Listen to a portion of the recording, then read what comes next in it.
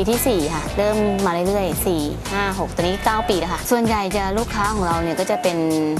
ลูกค้าคนไทยด้วยนะคะส่วนใหญ่ก็เป็นคนไทยลูกค้าประจำเราจะเป็นคนไทยแล้วก็ยุโรปนี่ก็มีทุกประเทศค่ะ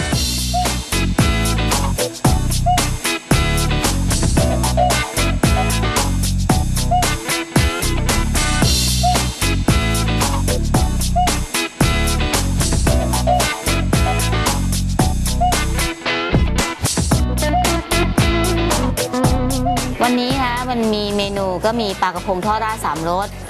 ปูนิ่มทอดกระเทียม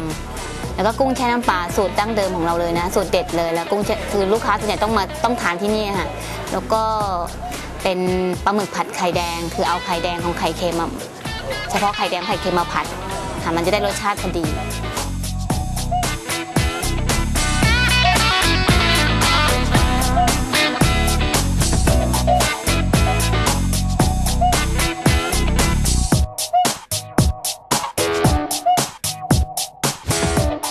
ก็ก่อนอื่นนะคะก็ขอเชิญนักท่องเที่ยวทุกท่านนะคะให้มาสัมผัสกับหมู่บ้านบางเบ้านี่ค่ะก็ยินดีค่ะอยากให้มาเที่ยวกันเยอะๆก็